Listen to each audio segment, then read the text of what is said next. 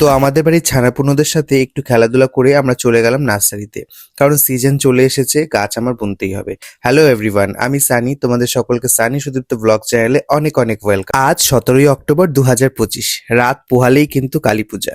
তো যাই হোক, আমি চলে এসেছি নার্সারিতে, কারণ জানো তোমরা গাছ আমার কতটা প্রিয়। আর যেহেতু ফুলের মরশুম চলে এসেছে, তাই আমার গাছগুলো এখন না বুনলেই নয়, তাই আমি চলে এসেছিলাম আমাদের পাড়াতে নার্সারি। সেখান থেকে গাছ কেনাকাটা করে আমি চলে যাবো এবার বাড়িতে, কারণ আজকে অনেক কাজ। কারণ ওই যে বললাম রাত পোহালেই পূজা, তো তার জন্য আমরা রেডি হয়ে বেরিয়ে পড়বো কিছু কেনাকাটা করতে। তোমরা জানো অনেকেই আগের ব্লগে যারা দেখেছো যে দুর্গাপূজায় আমরা কিন্তু কেনাকাটা করি, তাই আমরা ভাবলাম যে এবার কালী পুজোতে কিন্তু কেনাকাটা করব। আর যেহেতু কালী পূজার পরেই হচ্ছে ভাইফোঁটা, তাই ভাবলাম যে সবার জন্য কিন্তু একটু কেনাকাটা করে নিব। তাই গরমকে উপেক্ষা করে মাথার উপর এক ফালি রোদ নিয়ে বেরিয়ে পড়লাম কিন্তু আমরা কেনাকাটা করতে। আমাদের গ্রামের পথ দিয়ে এই বাগানের রাস্তা পেরিয়ে চলে যাচ্ছি এবার আমরা মাটিগাড়ার দিকে। আমরা চলে এসেছি সম্পূর্ণাতে। সম্পূর্ণা যারা চেনো না তারা কিন্তু শুনে নাও, এটা মাটিগাড়াতে হরসুন্দর স্কুলের অপোজিটেই এই শোরুমটা। দারুণ দুর্দান্ত কালেকশন, রিজনেবল প্রাইসের মধ্যে। আমি তো অনেকবার এখান থেকে কেনাকাটা করেছি। তো যাই হোক, পায়েলদির জন্য এই শাড়িটা নিলাম, এই শাড়িটা, আর সর্দির জন্য নিয়ে নিলাম এই ম্যাজেন্টা কালারের শাড়িটা। তো এই দুটো শাড়ি কেনাকাটা করার পর এবার গায়ত্রীর জন্য কিছু নিতে হবে। তো আমরা চলে এলাম স্যুটের কাউন্টারে। তার মধ্যে ব্যাগগুলো ভীষণ ভালো লাগছিল, বুঝে পাচ্ছিলাম না যে কি কিনবো।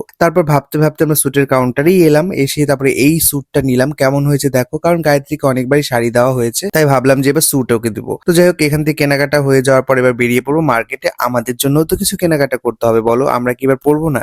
রাস্তায় ভীষণ জ্যাম ছিল দার্জিলিং মোড়ে, সেটা উপেক্ষা করে চলে এসেছি শিলিগুড়ির ভিতরে। দেখো শহর যেন একদম নতুন বধূরূপে সেজে উঠেছে। আর আমরা চলে এসেছি বিধান মার্কেটের পাঞ্জাবি মিউজিয়ামে। আমরা এখান থেকে বেশিরভাগ কেনাকাটা করি, কারণ এখানকার পাঞ্জাবিগুলো আমার কিন্তু খুব পছন্দ লাগে। তোমরা কোথা থেকে কেনাকাটা করো আমাকে কিন্তু কমেন্ট করে একটু জানি। তোমরা যদি পাঞ্জাবি মিউজিয়াম থেকে কেনাকাটা করো তাহলে আমাকেও সেটা জানিয়ে, আমার খুব ভালো লাগবে জেনে। তারপর চলে এসেছিলাম কিছু খাওয়া দাওয়া করতে মার্কেটের ভেতরে। মার্কেট বলতে সেটসলাল মার্কেটে। খুব বাজে অভিজ্ঞতা। এই পিজাটা দেখতে পাচ্ছ, এই পিজাটা মনে হচ্ছে লিটারালি, মানে কি বলবো, রাবারের মতো চিজগুলো আমি মুখে দিয়ে ফেলে দিয়েছি, এত বাজে খেতে। খুব বাজে অভিজ্ঞতা নিয়ে এবার চলে যাবো কিছু ভালো খেতে। তো আমরা চলে এসেছি দীপিকার বাড়িতে। দীপিকাকে তোমরা চেনো অনেকে, আমার 1 বছর আগের যে ব্লগ গুলো দেখেছো তারা কিন্তু দীপিকাকে দেখেছো। ও আমার স্টুডেন্ট, ও খুব ভালো মোমো বানায়।